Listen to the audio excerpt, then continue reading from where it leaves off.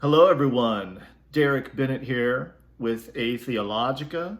Welcome back after about a 10-month hiatus. Sorry I left you hanging. Sorry about that. I needed a minute. I needed a minute to figure out myself and my life and who I am as a person, what I'm all about, what it is I'm trying to do. I'm going to be honest with you guys.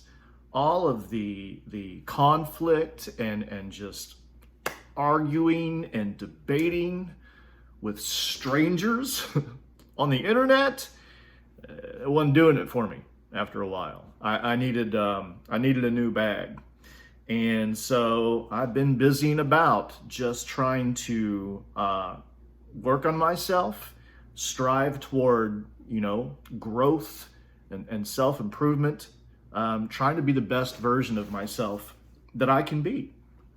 I think that's really central. That's important for all of us, is to step away from whatever it is that's not serving us and go find what it is that does fulfill us and uplift us and bring us true joy and commitment and not commitment, contentment. What the fuck am I talking about? Recently, because I am a recovering alcoholic, as many of you know. I've been sober, free from alcohol for 6 years now. And I recently gave my lead at an AA meeting. To give your lead means to share your story, to talk about your experience, strength, and hope, to share with folks what it was like, what happened, and where we are now as a result of everything that we have committed to in terms of self-growth and improvement. And there's a lot of that. There's a lot, as most of you know, there's much in AA. The religiosity of the program does not always resonate well with me, but there are so many wonderful and amazing principles and values in that program that resonate very, very profoundly with me, and I keep them near and dear to my heart, and I'm going to talk about some of those things today. So that's kind of my line of thinking here, is having shared my story recently and having had it so well received by others. I knew it was high time that I shared it publicly with everyone, and if my old YouTube channel is a proper venue for that, then why not? So let's dive in. Let's dive into my story, and hopefully this is helpful to some folks. But I'm going to begin with my childhood, right? So I was born November 10th, 1977 in Evansville, Indiana, southern Indiana. It's kind of a big, small town, maybe somewhere between, I don't know, maybe about a quarter, 500,000 people living there. And I had a good childhood.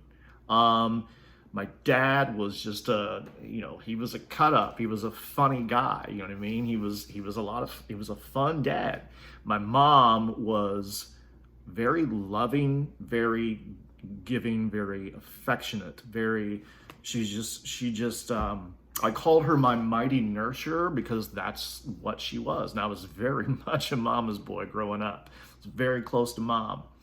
But yeah, my childhood was great. We went on family vacations to the Smokies, to Gatlinburg. That was like a favorite family vacation destination.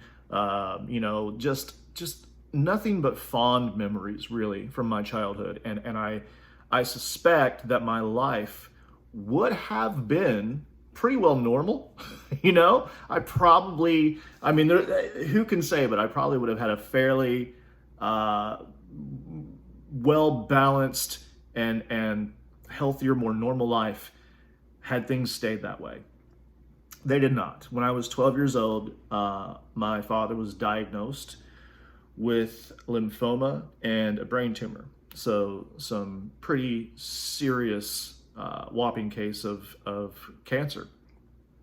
And that really shook us up. There were a lot of ups and downs. One day his blood count would be up and we'd be celebrating, and the next it would be down, and it was just a constant, emotional roller coaster. So as a 12-year-old child, it was a hell of a thing to watch my own father deteriorate, to watch him gradually, his health just fall apart, to become frail and weak and lose all of his hair.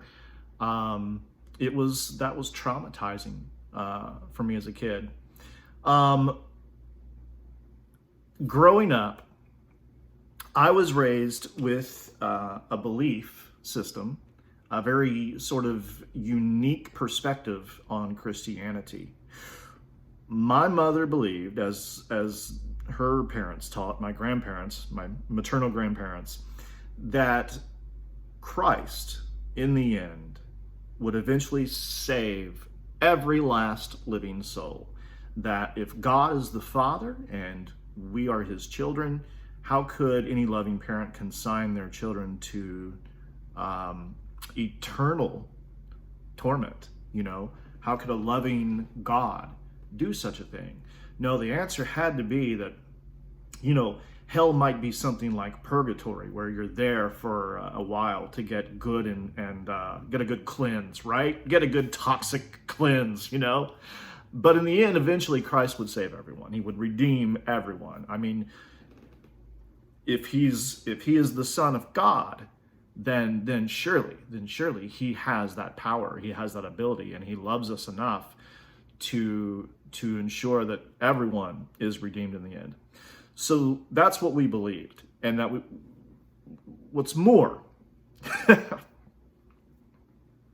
we believed that to believe in Christ fully in this way, as the ultimate redeemer of all mankind, meant that he who believeth in me shall not die, but have everlasting life. We took John 3:16 completely literally and believed that because we so fully believed in the redemptive power of Christ, that we would never die.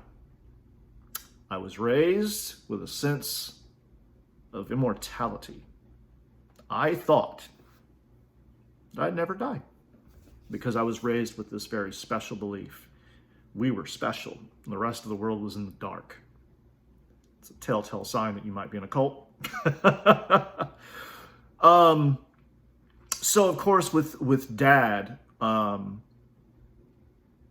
declining on his deathbed, he was never too sure about this belief system. But in his desperation, he finally came to accept it. He came to accept it. Dad would be saved. Dad would be saved because he finally accepted the redemptive power of Christ and he would not taste death. Of course he died. Of course he died. He died. We lost him. And so as a child, the foundation of my faith had been completely shaken. Everything that I was raised to believe turned out it was wrong. And so in addition to losing my father, I learned very early on as a child that not everything that every adult or person in authority tells us is necessarily true. We have to get out there and we have to seek our own answers. We have to find our own answers. We have to go on that journey of self-discovery. Okay, this is what I've been told to believe. This is what I've been told to accept. But what do I really believe and why? That ought to tell you the kind of childhood experiences I had that have shaped me to this day.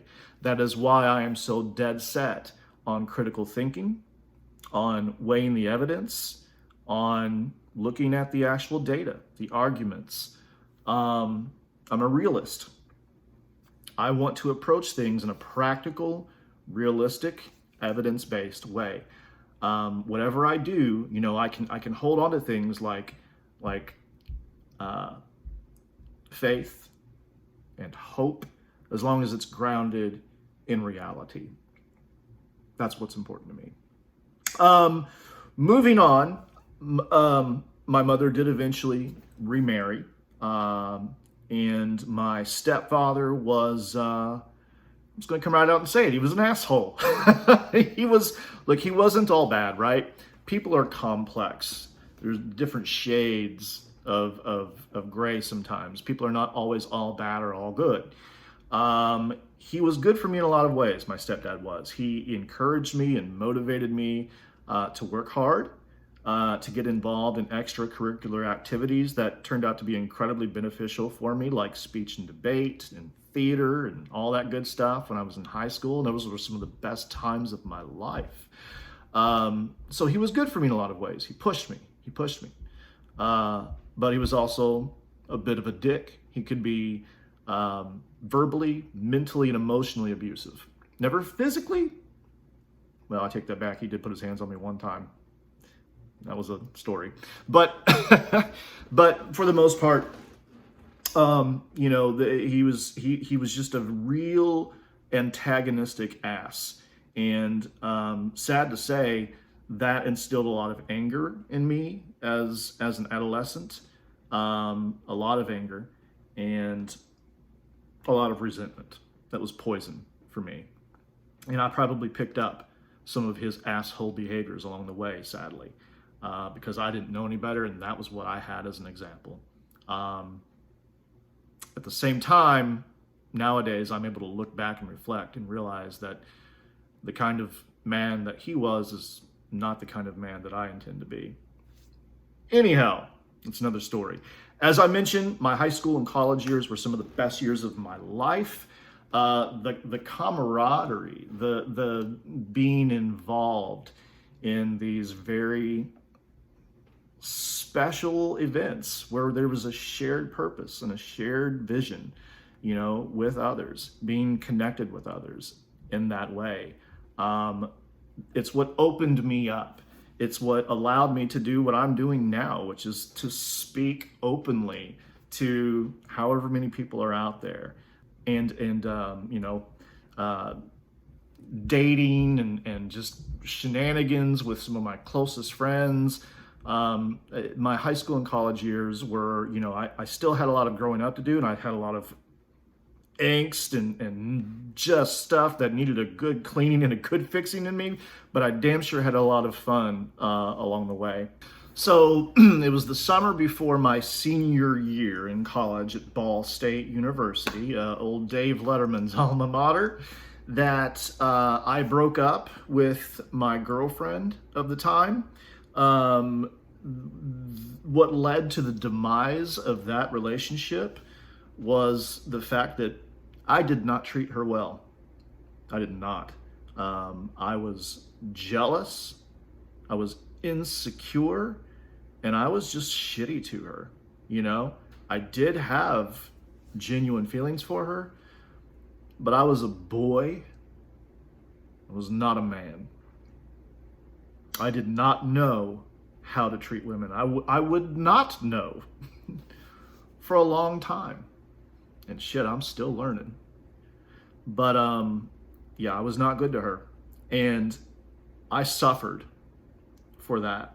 I was brokenhearted, depressed, just leveled. I had no one to blame but myself. I didn't know that at the time. Maybe somewhere deep down I did, but yeah, it was a real wreck. And that was when, now newly single, because prior to this, she and I had always been really focused on academics, right? I wasn't much into the party scene at all, even though I was at a total party school. But come senior year, after that breakup, that's when I started to get into the nightlife, the bar scene, the party scene, full on into it. And I distinctly recall the first night that I really became intoxicated, drunk, I remember this because I remember my friends, they were like, man, we've always wanted to see you like this. We've always wanted to see you lit. We've always wanted to see you get drunk. And the moment they finally saw it, they regretted it. I was obnoxious from the get-go, guys. The moment my college pals saw me drunk, they were like, okay, you don't need to do this ever. You're horrible. You're like hell on wheels. And I was obnoxious. I was crazy. Now, I'm not gonna lie, I had some good times too. You know, when we, as we move into my early 20s, I'm living in some major cities after I graduate, like Indianapolis and Nashville, and I'm hitting that bar scene. I'm hitting that nightlife. I'm hitting those clubs. I'm out with my boy Lamont. If you're listening, Lamont, motherfucker. We were crazy, man.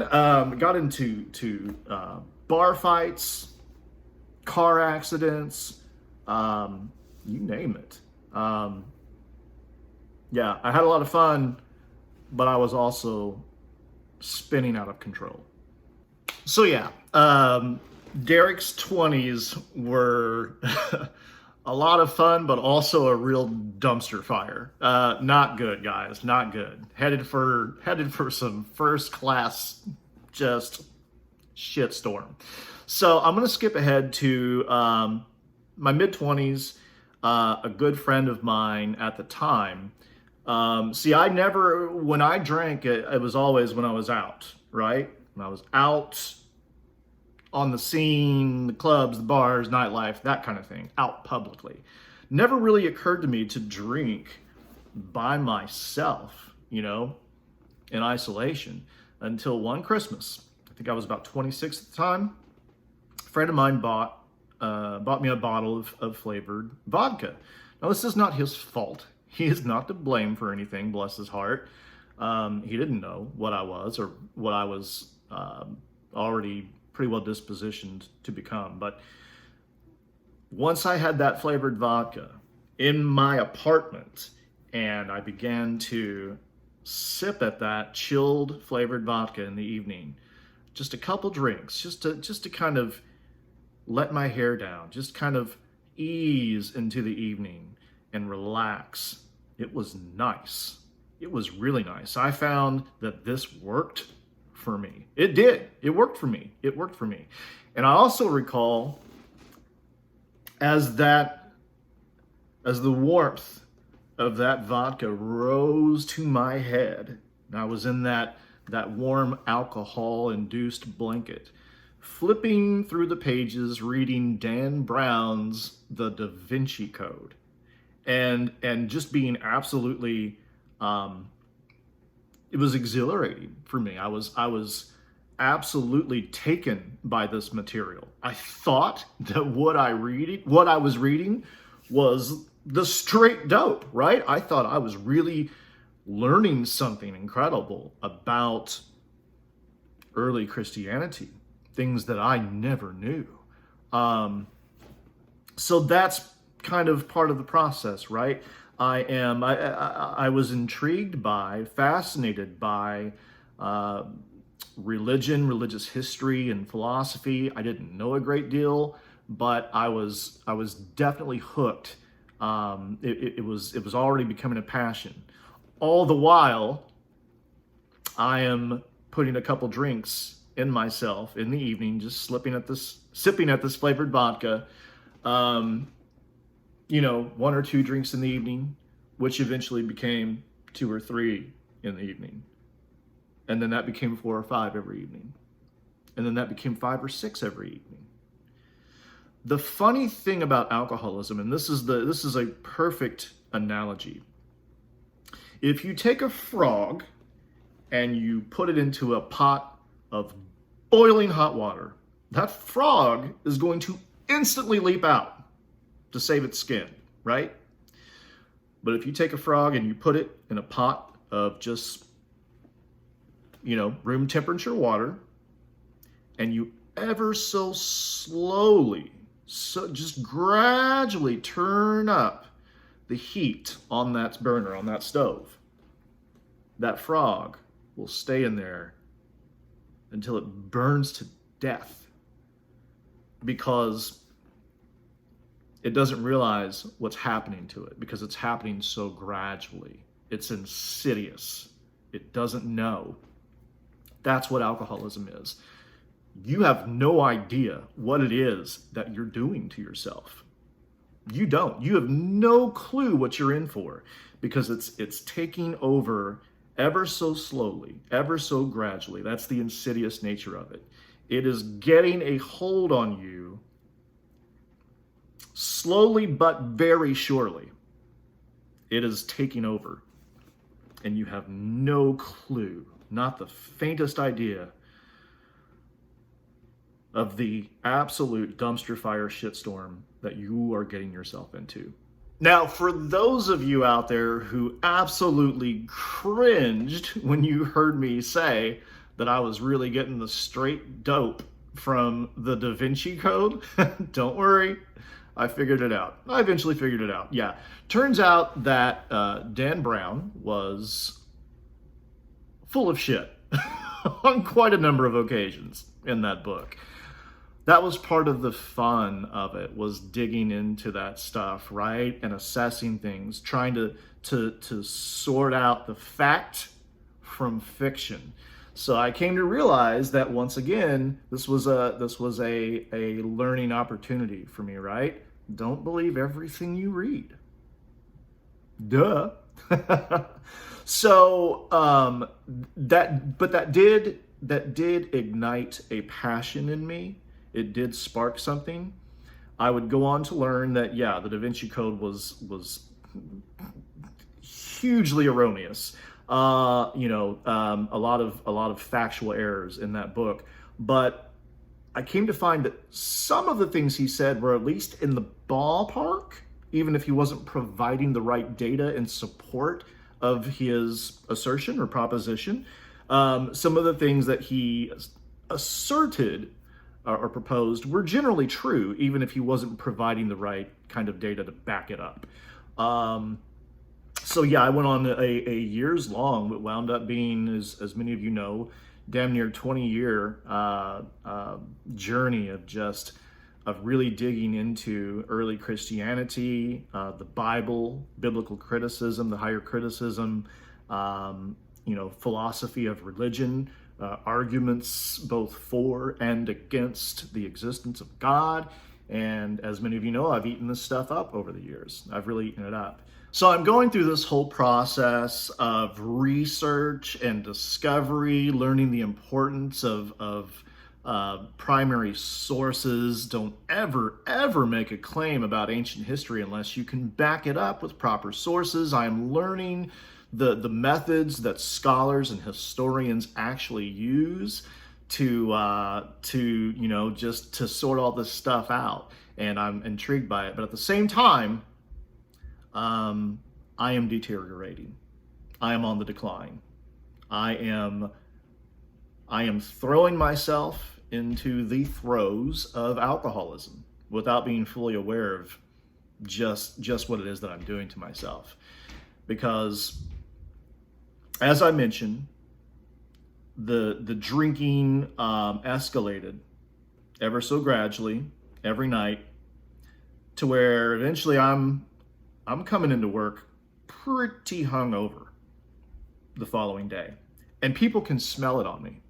They can smell it on me. I know, because people talked and it got back to me. So people have some idea where it is that I'm working, where it is that I'm training, that, probably drinking pretty heavily.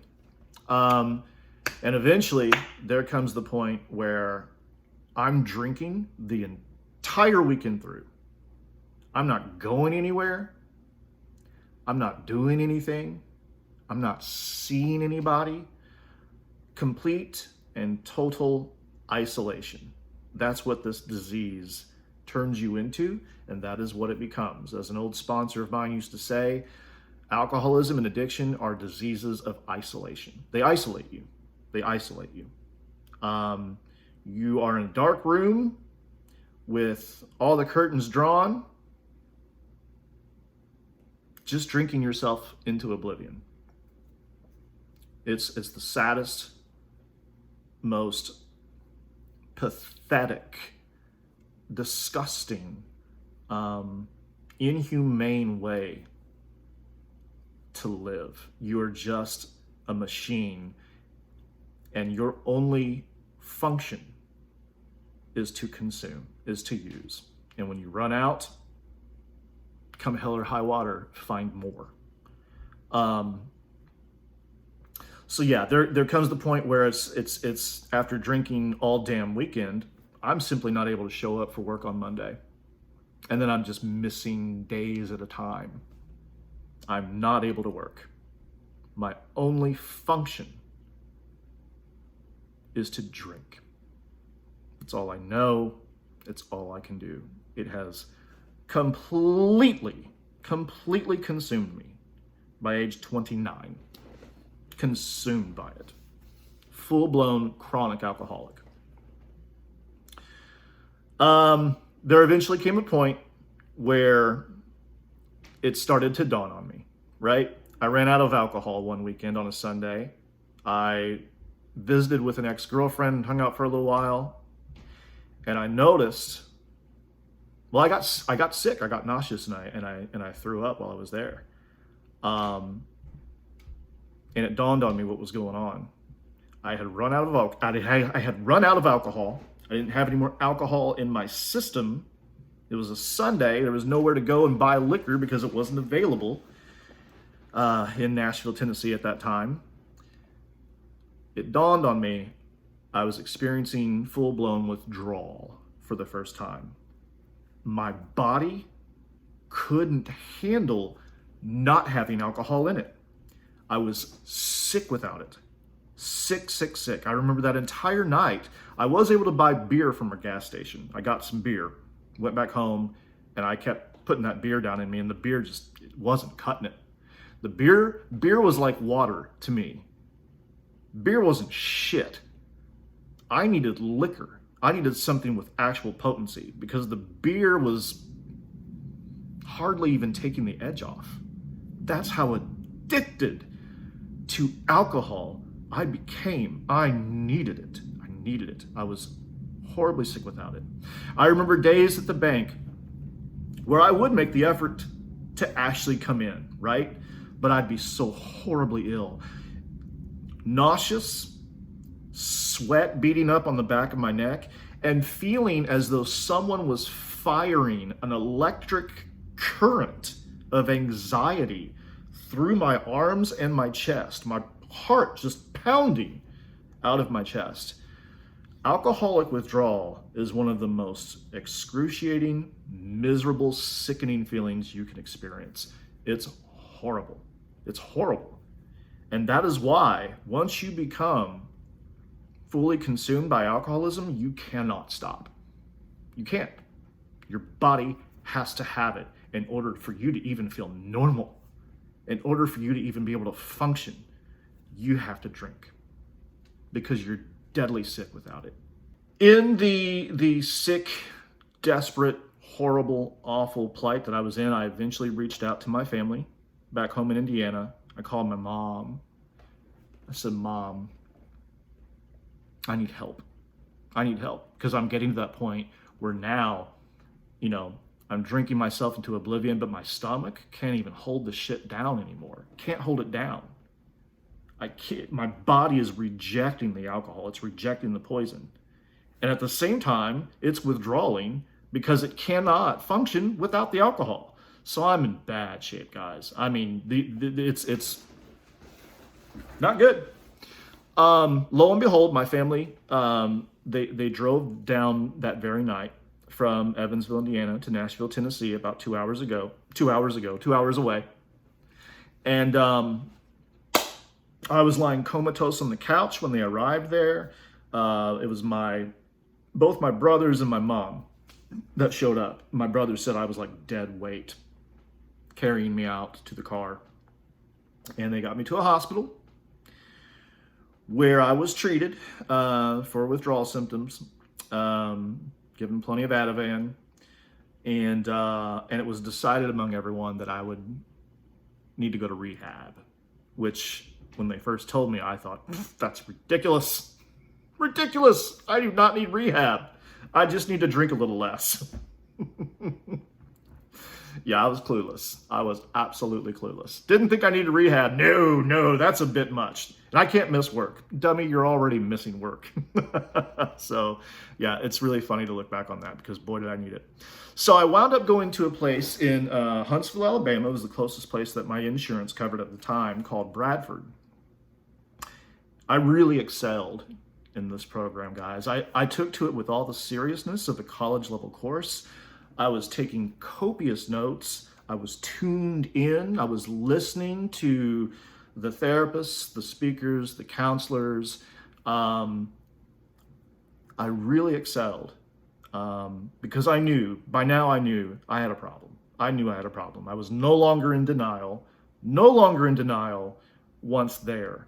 And once reading the materials, it resonated with me. I identified with Bill Wilson and his words in the big book of Alcoholics Anonymous when I read that. Now, naturally, the God stuff is throwing me off, right? Because I'm pretty well agnostic at this point. I have no idea what to make of the religiosity of the program. That was really throwing me. But nevertheless, there were a lot of practical, therapeutic type things being taught there. And so I hooked into it. I grabbed a hold of it. I was serious about it. It was my last night there at Bradford. I was supposed to graduate from the program the following day. Everyone's proud of me. Mom's proud, family's proud, counselors are proud, employers proud. Everyone's proud because I did so well. So it's my last night there. My counselor, one of the counselors that is, wakes me up about 1 o'clock in the morning and has me follow him down the hallway into the office of my primary counselor, who just happens to be there in the middle of the night. They wake me up and they're asking me how I'm doing. Am I doing okay? Yeah. What's going on here? Why am I being awakened at 1 in the morning? Something serious. Something serious must be going on. So my family was on their way down from Indiana to pick me up from this place in Alabama the following day upon graduation. My primary counselor looks at me and he says, "Derek, there's been an accident." And he says, "Your older brother has suffered a broken shoulder, but he's being treated and he's okay. Your sister-in-law's fine and your niece is perfectly okay. But your mother has passed away."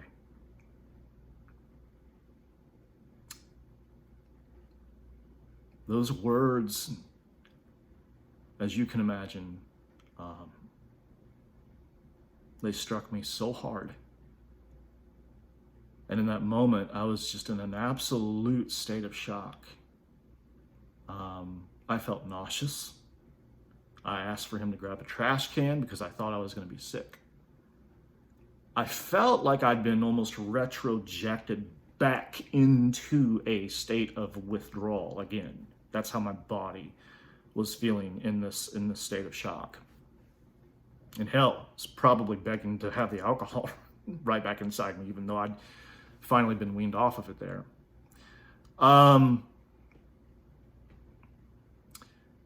The timing was impeccable. It's like something out of a damn movie, right? Who just so happens to lose their mother, the person to whom they feel most connected, their mighty nurturer, as I call her, my best friend.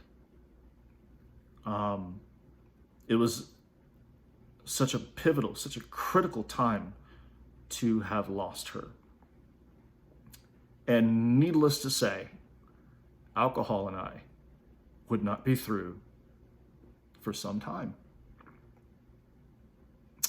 Because that event just wrecked everything. It wrecked everything that I had accomplished there. It just absolutely destroyed the very foundation that had been placed under me. And while there's never really a valid excuse, I would imagine most people would understand in a situation like this, but I just was not able to hold it together. So I'm going to pick up the pace a little bit and try and get us to the present here. What I will tell you is that in the years that ensued, it was just chaos. I'd get sober for maybe a year and a half, 2 years, 3 at most, and just to lose it and fall apart all over again after, whatever it was that knocked me off center, whether it be a breakup or I eventually even lost my half brother to an opiate addiction. That while my stepfather wound up dying from cancer and had opiates in the house, and so after the loss of my mother, as well as my stepfather, now my youngest half brother winds up getting addicted to opiates, and he loses his life as a result of that and complications that he had from asthma.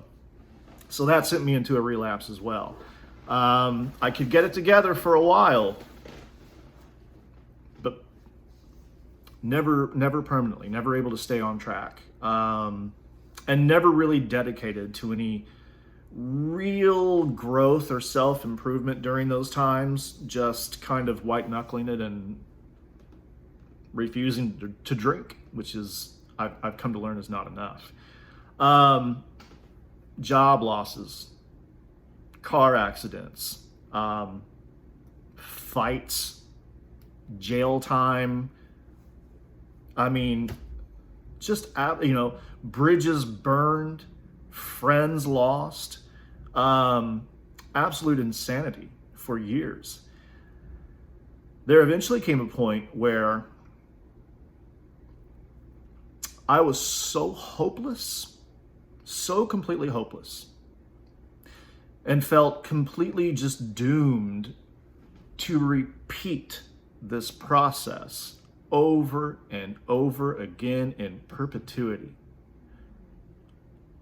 Always getting it together, rebuilding myself, only to fall apart all over again upon a relapse and wind up losing everything. Everything. I couldn't do it anymore.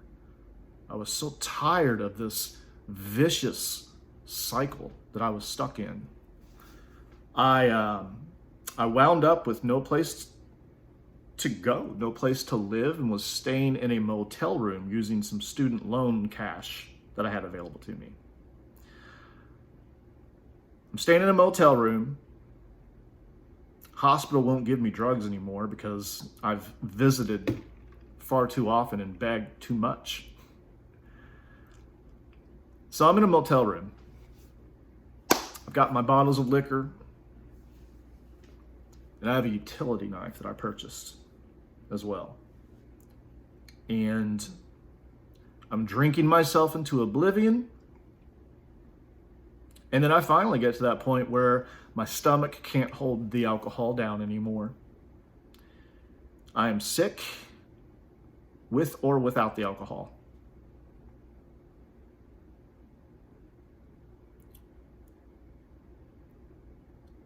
It was the most hopeless, darkest time of my life, at least up until that point. I eventually, in my misery and in my hopelessness, I opened the package in which that utility blade was, and I stepped in front of the mirror in that motel room. I worked up the courage, if you can call it that, to do what I was about to do, and cocked my head back. I took that blade and I slashed my throat wide open. You can still make out the scar if you've ever noticed it before. That's what that is. I did that to myself.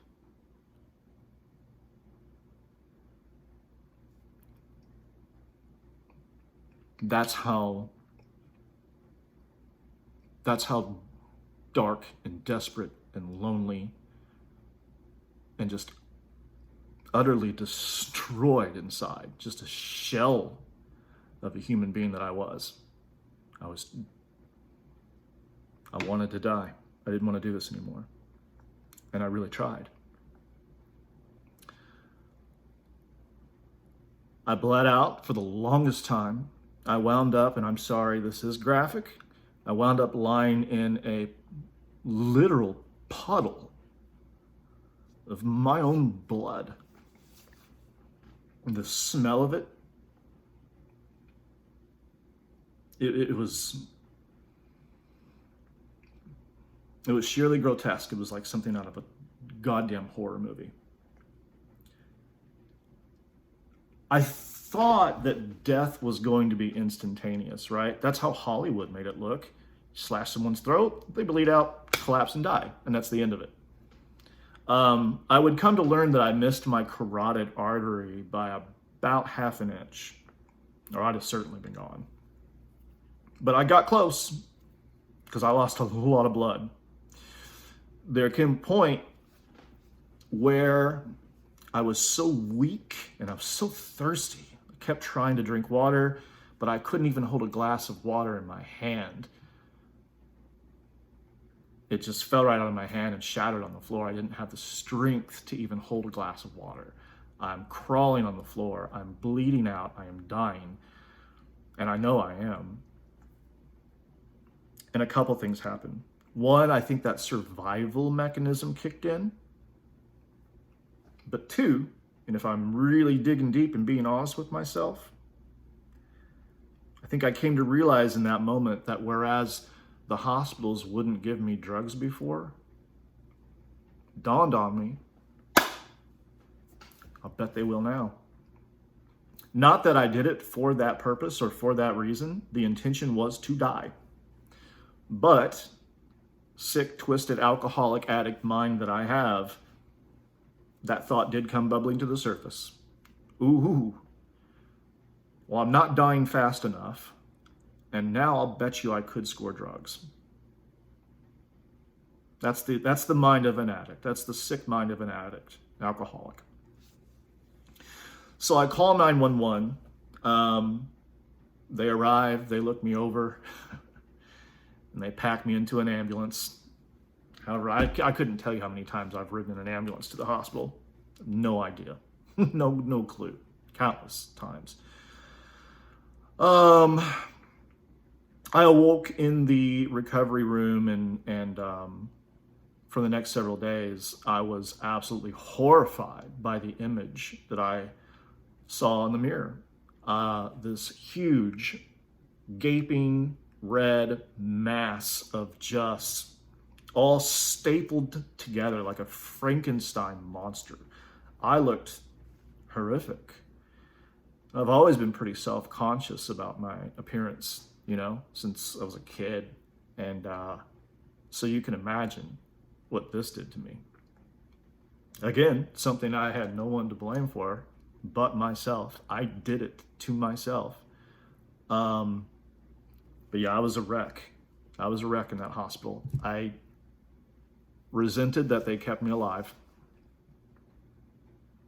because I don't think I wanted to be. I didn't. I was so addicted to the alcohol that they actually prescribed me medical beer.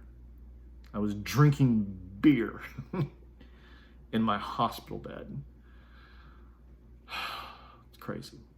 So we'll progress with the story, move forward here. I eventually, this was that suicide attempt happened some years before I lost my half-brother. It was after I lost my half-brother, I wound up becoming addicted to Klonopin. Now that was over an extended period of time. I started taking Klonopin to deal with my nerves and anxiety, but any benzodiazepine like Xanax, Klonopin, Valium, Ativan, that's basically a martini and a pill. It locks into the same receptors in the brain that alcohol does, and it's just as addictive and it's just as dangerous. Wound up becoming addicted to that, and that led me eventually back to the bottle for another horrific relapse in which I lost everything. And this time, I wind up leaving my hometown of Evansville, Indiana, and going to Paducah, Kentucky, for an all-men's rehab there. All men. Because, I kind of need my ladies, right? Like, I need my girl time. I need, my girl, we talk, me and my girls. I'm in touch with my feminine side or some shit. It's all men. Ugh. So I didn't like that. And especially for those of you who thought I was gay and that this would be like fucking Disneyland, it wasn't, because I'm not. I did make some good friends there. But that was an especially difficult time for me, because it was institutionalized AA at this place. And granted, I have since come to love AA, and we'll get to that.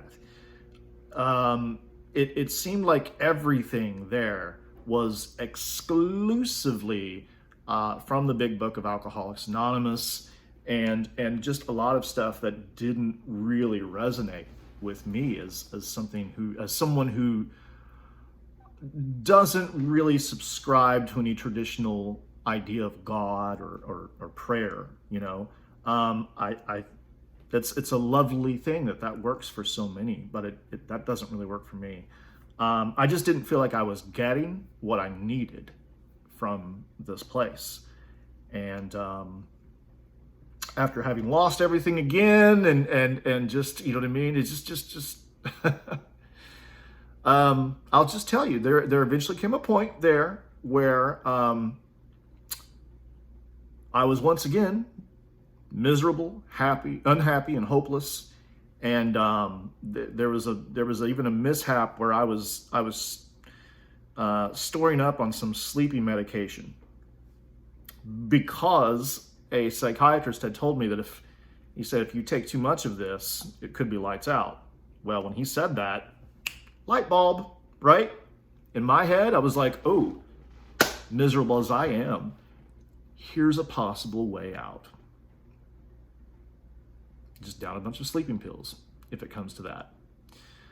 Well, they wind up finding all these pills in my boarding room there in this rehab in Kentucky, and they sit me down and they give me a talking to, and they're like, we don't know why you have these, since you're not taking them, you're just kind of storing them, but this is serious business, and you need to restart the entire program. And you need to copy every single word out of one of the books that we have here. It's called the 12 and 12. Given my state of mind and given how depressed I was at the time, that was probably not the best form of punishment for me. I feel like they probably should have talked to me and really kind of dug to find out what was going on with me and where I was at mentally and emotionally. But maybe it's also my fault for not being honest enough with them in that moment to tell them just how burdened with hopelessness and sadness that I was. But I was afraid. I was scared. I was afraid to tell them that this program wasn't working for me, because I had nowhere else to go. So when they decided to set me back, I allowed the resentment to just eat me up, and I left that place. I took that bottle of pills with me, and I got a motel room. Classic move. Got the booze, drank until I ran out, and then I swallowed every damn pill in that bottle. And this would land me in the hospital once again. The one of the housekeepers found me completely comatose on the bed in there, not conscious, and just comatose, out, but apparently still alive, apparently still breathing. So was taken to the hospital once again, and people kept me alive once again. And just another one of those deals where it was just like, God damn it. Why couldn't you just leave me be? Let me die. Please, let me escape this living hell, this misery, this just day in, day out. Total misery. I did not like. I was not happy that they saved my fucking life. I eventually found my way out of that place because I knew I needed to, right? I knew it wasn't, even though I was terrified to go anywhere else because I didn't really have anywhere else to go at the time. I knew I had to get out of there, and I knew I had to find my own path. And in a sense, I did. I found a sober living home, and I wound up connecting with the Paducah Freethinkers. Paducah, Kentucky, of all places, had a freethinkers group of secularists, agnostics, and freethinkers. I mean, yeah. So I made some good friends there. Met a real sweet girl, real doll baby, whom I continue to love to this day. You know who you are. But, you know, as I'd mentioned, I wasn't always very good during those periods of sobriety because I did manage long-term sobriety. I found myself in a relationship with this sweet girl, and I found myself enjoying life once again. But, you know, as I'd mentioned before, I was not always very good about investing in my personal growth and working on myself during those periods of sobriety. I let myself go during the course of that relationship. I was not being everything to this person that I should have been. I wasn't listening to her needs because she was expressing them and I wasn't hearing it. Still just dropping the ball. And naturally, there came a point where she said, you know, much as I do love you, I can't do this with you anymore because you're not making the effort. You're not investing in this. And that broke me. It absolutely just, oh God, I was heartbroken. I mean, sheerly devastated because I adored this person to the bone.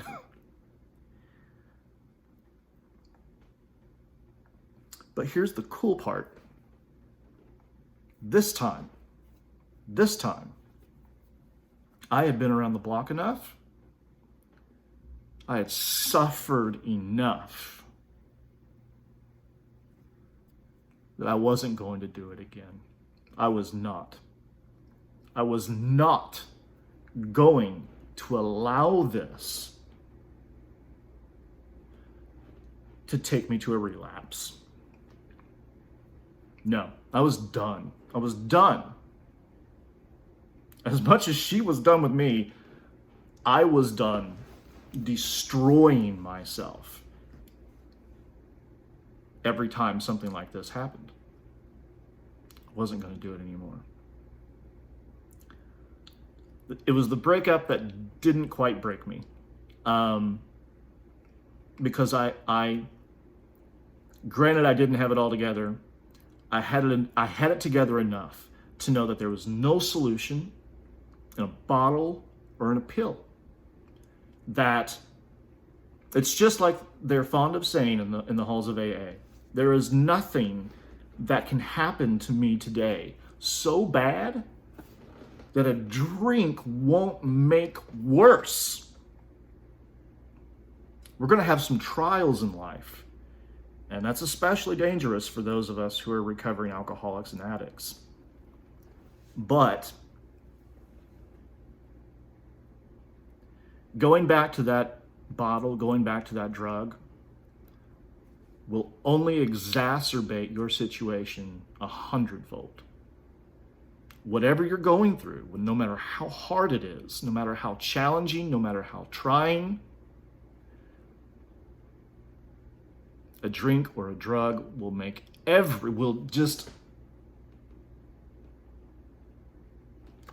you're going to go from bad to exponentially worse. Exponentially worse. Why do that? Why? So this was the first time in the whole course of my journey with alcoholism and addiction and recovery that I finally stood strong. I found other ways to cope, healthier ways to cope. So I managed to stay sober after this crushing heartbreak. And of course, during all this time, I'm keeping myself occupied by working on the YouTube channel, as you guys saw over the course of a couple of years. But there's something missing. There's something missing now. Now that I no longer have the girl, I don't really feel any solid connection to anything. I mean, I had my friends there, but I didn't have a real sense of genuine connectedness or belonging. And frankly, I think it was beginning to dawn on me that Paducah, Kentucky probably just didn't have much more to offer me. It was probably time to move on. Which, why not? You know, single, no kids, nothing holding me down. So I reached out to some folks on Facebook and said, hey, I can go literally anywhere in the country. Who wants me? Who wants to deal with me? So my old high school speech and debate coach, Dan Durbin, Mr. Durbin, invites me out here to South Carolina to stay here in their in-law suite for a pretty good rate. And you know, I had a couple options I was looking into, but South Carolina, near Hilton Head, be back with Mr. Durbin, the old speech and debate coach. Hell yeah, let's do this. So South Carolina calling, here I came. And of course, when I came here, I had the Durbins upstairs. I had the folks, as I call them, since they're not technically my parents, but kind of like my surrogate parents in a way. You guys know you are. You know you are, okay? You're doing a good job with your boy. You're doing a good job. So I had them, but not a whole lot else. I wind up meeting a young lady at Planet Fitness, where I'm going to work out because I'm getting it together, right? I'm starting to get it together. And she invites me because I told her I did YouTube. She happened to see that based on one of my videos that I was in recovery. Lo and behold, so was she. And there's an AA meeting that she regularly attended here in town. She invited me to come. I was not a big AA guy. I didn't go to AA. I didn't have anything to do with AA. The whole religiosity of the program, which it does have that, if we're being honest. It is religious in nature. It tries to deny it. But there is a certain religiosity and a certain focus on God or higher power and prayer and that kind of thing. It kept me out of those halls for years. I just didn't go. But I decided to give it a shot here. And one of the first things I noticed at this meeting was how diverse it was. I've come to learn that Beaufort, South Carolina, and kind of this whole coastal South Carolina region is much more racially integrated than anywhere else I've ever lived, and I love that about this place. I love that about this place. It's so much more enriching. It's just so much more Integration's a beautiful thing, man. It's a beautiful thing. To get to love and know and appreciate every kind of person that's out there, every kind of perspective and culture. I dig that shit, man. I love it here. And just something about the warmth and the welcoming spirit of these people here. I was like, damn, I might have found my spot in an AA meeting of all places. And of course, naturally, I'm hearing some of the stuff that doesn't resonate so well with me, but I'm picking up on a lot of the stuff that does. And while I'm going to these meetings, they're talking about things like fostering a sense of peace and serenity in your life, minimizing conflict and angst and anger and resentment. Guys, all that time that I was making YouTube videos arguing with apologists and then the trolls in the comment section, guys, I was beginning to see it all too clearly. I could see how the way in which I was living my life was in stark contrast to what these people were providing, to what the message they were relaying to me, the importance of inviting peace and serenity into your life. Guys, there's naturally going to be conflict in life, right? You cannot avoid it, but you can minimize it, right? So that we can be just more at ease, more in harmony with the world and the people around us. The contrast was becoming much too clear, and I was beginning to realize that this way of living, this constant conflict and debate and argumentation, guys, it wasn't working for me. I was not happy. I wasn't. I was full of angst and anger and resentment. And even if I was right, even if the arguments I was making and the data that I was providing was airtight, was I happy? I wasn't. I knew that these people were onto something. And that's why I eventually had to walk away from this channel. I had to invite a greater sense of peace into my life in order to be a happier person. And I hope that you guys can understand that and appreciate that for what that's worth. As I'm going to these meetings, there's a lot of wisdom in those halls, but there's one guy in particular, man, that every time this guy speaks, God, it's powerful. Everyone's hanging on to his every word because this guy's got something. Not only does he speak with such passion and intensity and just dropping truth bombs, baby, truth bombs. Like, I just know when this guy speaks, I'm really tuned in. I can tell that this guy's a spiritual giant. He's a guru, and yet he's humble. He's humble too.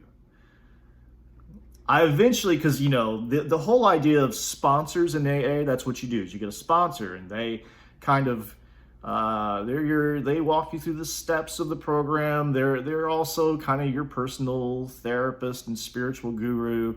And the more I heard this guy, the more it began to dawn on me, because I was not down with the idea of getting a sponsor in AA. I'm like, I'll come to the meetings, but come on.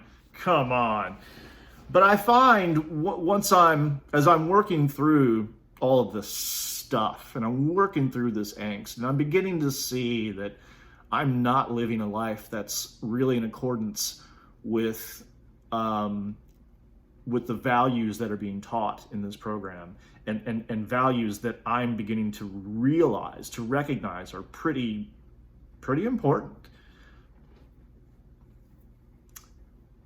I finally connect with this guy, and I'm like, man, I want you to be my guy. I want you to be my guy, be my sponsor. And he welcomes that. He's ready. He was ready. He saw me kind of. He's probably had an eye on me. He's like, all right, kid, whenever you're ready. We get together for the first time at Starbucks here on Rebo Road here in Beaufort, South Carolina. This guy's got his beverage, he's got his croissant. He just takes a bite out of that croissant and he goes, start. That's it. That's all he says. Start. In other words, let it rip, man. Tell me your story. Give me your life story. Start from the beginning, work your way to the top. Lay it on me. And so I did that. And I told him things that I was struggling with at the time that nobody else knew. Not a soul. I mean, I laid it all out there. And he listened intently and lovingly. And by the end of it, what he told me, in all my searching for some place where I'd have that sense of belonging and that sense of connectedness again, he assured me that I'd found it. He said, you have found your tribe. That is my people, my close connections, particularly with those in here in AA. He told me, you found your tribe. And he said, you're home. You're home.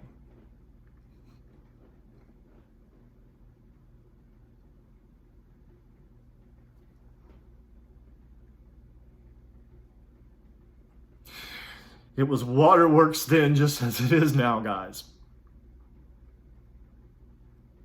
It was so profound. In that moment, for him to tell me that I'd found my home and I'd found my tribe, that I was home. God damn, guys, that meant the world to me. And yeah, I still talk to this guy to this day. I still talk to that guy because he's a hell of a guy, and he's helping me to become a man, not just a boy. He and so many others. I've found something truly beautiful here. And I'm learning so damn much. And I'm growing. And I'm not perfect. I promise you. God damn, I still have my flaws and I still have my shortcomings. But I'm aware of them. And I'm working on them. When I make mistakes, I learn from them. I choose not to let them to destroy me, but I take them as learning opportunities. And I grow even more. There's been a lot of transformation over the past several months, a lot of change. And I hope that comes through. I hope you're seeing it, because it is genuine. So I'd say that this pretty well brings us to the topic of spirituality, right? Believe it or not, I do try to foster a spiritual life now, and it has nothing to do with the mystical or the supernatural. I don't think that there's anything more than than the natural world.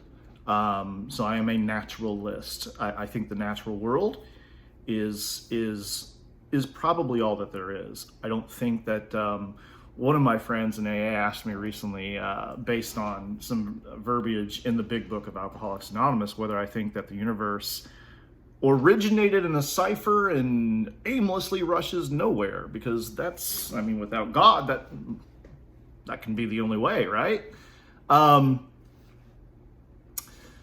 First of all, there's a lot of theological baggage. It's kind of a loaded question to ask. Well, how then do you think that the universe originated, right? It's begging the question, because you're already assuming that the universe originated. How do you know that, right? One thing that we've learned, I'm really getting off topic here, pardon me, but we're getting into a little bit of philosophy of religion, is that we tend to think of the Big Bang as this creation event. That's when the universe popped into existence, and that is a misconception of Big Bang cosmology. Big Bang cosmology, literally all it says is that about 14 billion years ago, the universe began to not exist, but to expand from a very hot, very dense state. But we have no reason to think it was never there in any way, shape, or form to begin with. For all we know, the universe goes through cycles, phases, transitions. The Big Bang may have only been just one among however many there have been throughout the vast expanse of quite possibly eternity. So I think that the universe is an autonomous reality that isn't dependent upon or contingent upon a creator or anything else for its existence. And as to whether or not it's aimlessly rushing nowhere, well, it kind of is. It's, if you know anything about the fact that our universe is not only expanding, but it's expanding at an accelerating rate. What this looks like is eventually it's going to empty itself out. It's going to completely cool off as it continues to expand. All that mass energy, all that heat will eventually dissipate. Eventually, every last remaining black hole will even, because black holes emit radiation, even they eventually phase out and become extinguished. So our universe is actually headed toward a heat death. It is in the process of completely just divulging itself of all its mass and energy and going into just an absolute cold void eventually. So you may not like that answer. It may not sit well with you, but yeah, the universe is aimlessly rushing nowhere. I hate to be the one to spoil your day with that bad bit of news. But then, you know, again, it may very well go through cycles, transitions, and phases. So, you know, that might be the end of one epoch and the beginning of a new one. We really don't know for sure. What we can't do is say that, well, we don't understand this particular phenomenon. We can't explain it yet. Therefore, God must be responsible, because that's an argument from ignorance. You've not really happened upon a solution to the problem. You've just put a Band-Aid on it. All right. God is kind of a place marker, you know, for what you don't yet understand, until somebody comes along and provides a naturalistic explanation or mechanism for the as yet not understood phenomenon. So probably answered that question in more detail than was completely necessary, but I just thought I'd get into that as I am speaking about spirituality here. Because as I said, I do foster a spiritual life, and that so like I said, that doesn't entail gods or spirits or any kind of supernatural element whatsoever. But for me, I once heard a man define spirituality this way. He said that being spiritual is a matter of living in accordance with your genuine values. Kind of like they talk about in AA, right? Living out these principles in all of our affairs. And I've learned to value things like honesty and integrity, reciprocity, fairness, serenity,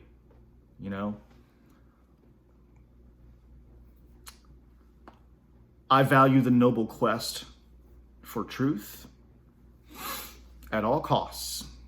For me, as a truth seeker, I'm not trying to establish what it is that I like or wish to be the case or want to be the case. That's not honest truth seeking. Honest truth seeking is, I want to understand reality for what it is and not try and shape it into what I want it to be. If the universe is ultimately a cold, dark, indifferent void, and if this life is the only life we have, and death is the last word,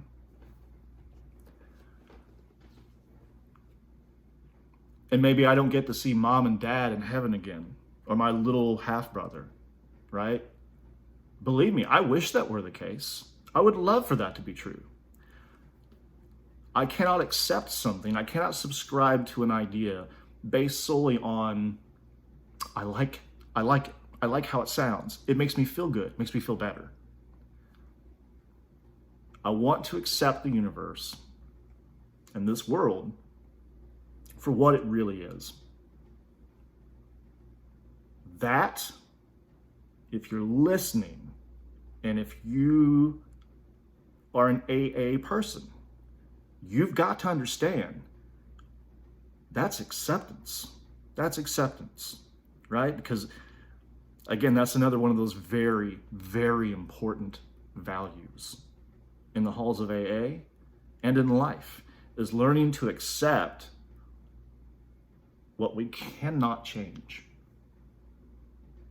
whilst having the courage to change those things we can and the wisdom to know the difference, right? But acceptance is the answer.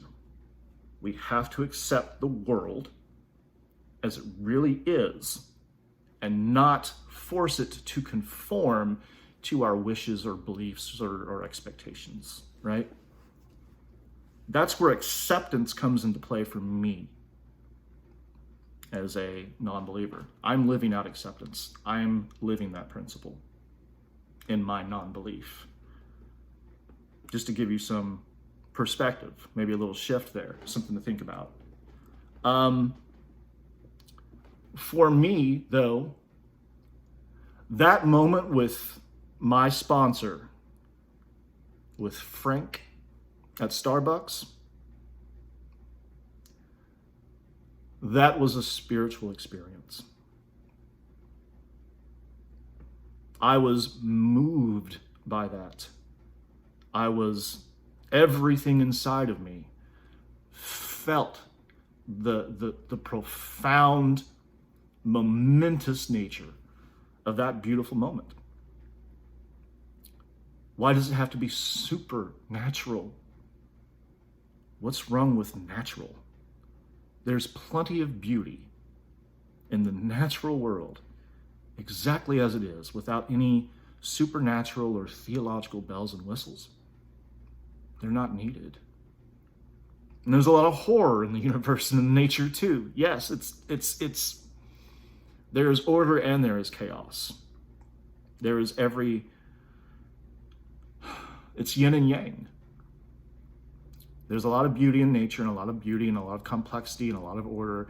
There's chaos and destruction and death and plague as well.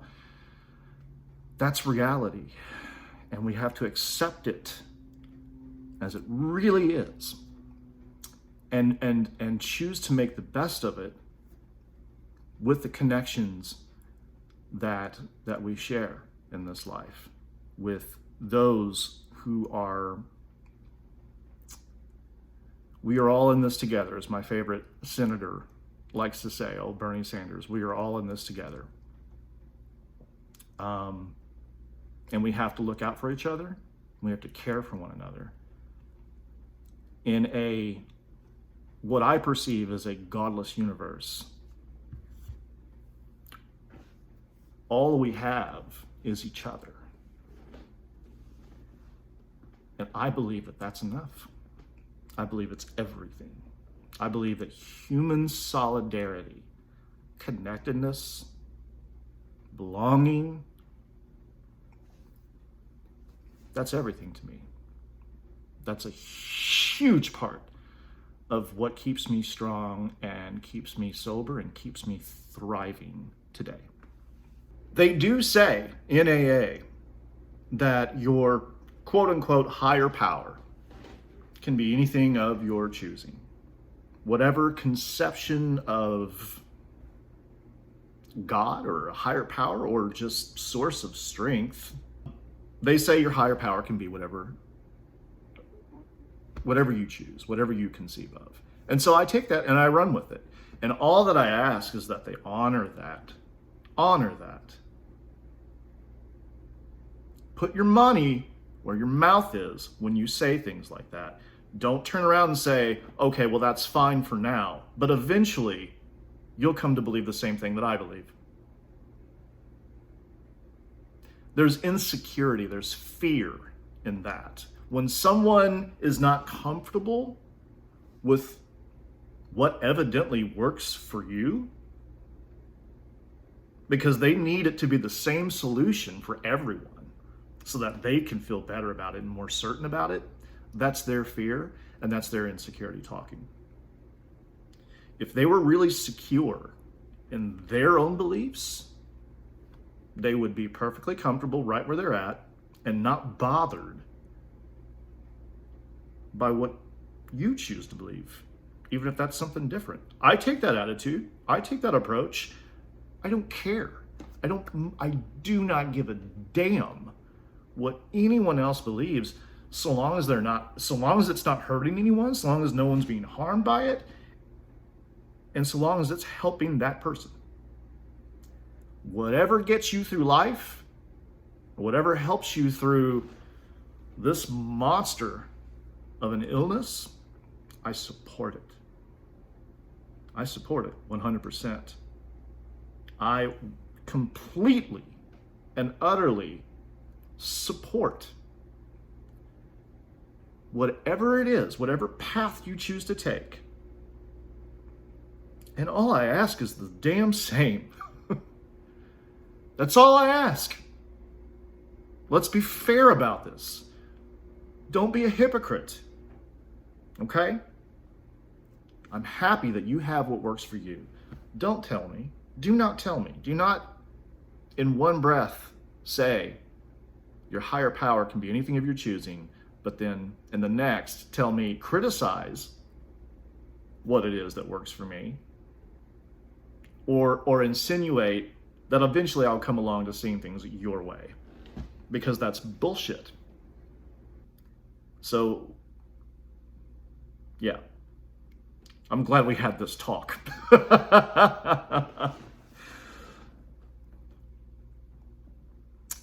Music, okay? Plugging into music is a spiritual experience for me. Having those connections, having those bonds, sharing those special moments with others, that's spiritual for me. Living a life that is in accordance with my genuine values,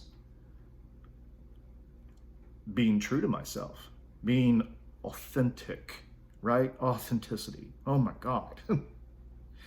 Other people where I find that genuine nature and that authenticity, those are my people. Those are my people. They don't try to fake it when when times are tough. They use the tools and the resources that are available to them, but they're honest. They admit when they're having it rough, and they confess their mistakes, and those are my people. Authenticity is hugely important to me. One of the great sayings in AA, something we borrowed from Mr. Shakespeare, to thine own self be true. And I'm always going to do that. I'll never bend on that. I'll never break. To thine own self be true.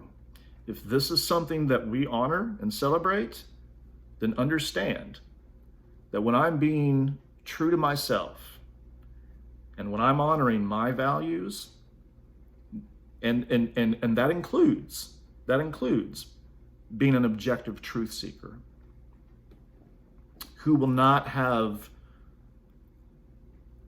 alternative ideas or beliefs that to me don't seem to mesh with reality imposed upon me. That's one of my core values. That's why I stick to my guns, and it's, while others might perceive that as stubbornness or hard-headedness, for me, it is being true to who I really am and what my core values really are. So I think it's fair to say that yes, I do foster a spiritual life, that there are certain values that I've picked up in the halls of AA and elsewhere that I hold near and dear to me, and that's been incredibly beneficial for me in my journey, in this path through life.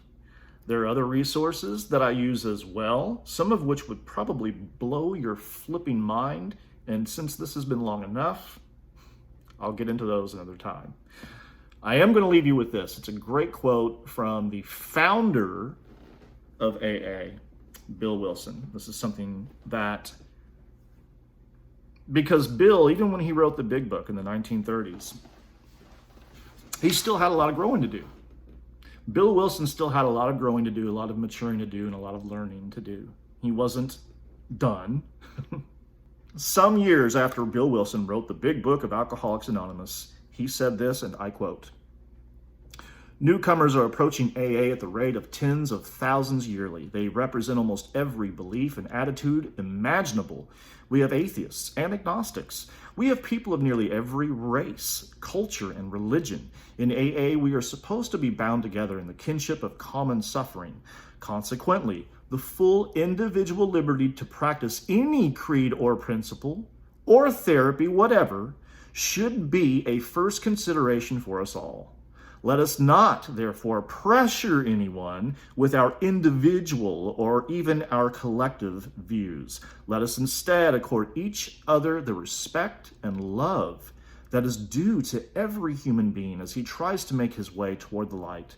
Let us always try to be inclusive rather than exclusive. Let us remember that each alcoholic among us is a member of AA, so long as he or she so declares." That's from Bill Wilson, from The Grapevine. Title of the article, "Responsibility is Our Theme," 1965. So I leave you with that. Even the founder of AA, Bill Wilson, came to recognize the importance of being inclusive and allowing people, whatever creed or therapy gets them through the day, one day at a time.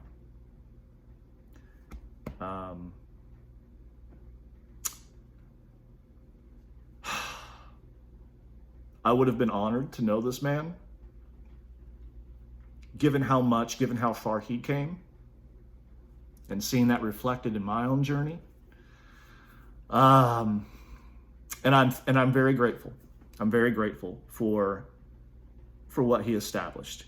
Even if there's a lot there that just grates me, what I do is I take the best and I leave the rest. And when I say I take the best, I mean that what I perceive in there as being best for me, that I do cling to, that I do grab a hold of, it's good. It's good. It's powerful. And it makes my participation in that organization more than worth it. More than worth it. especially seeing all the change and all the growth that I've experienced over the past year. So I leave you with that. I hope that this has been helpful. I hope that this has struck a chord, resonated with someone. And while I am not at all interested in debating anybody, just save it. I welcome your comments and your support and your love. Thank you all. Nice to see you again.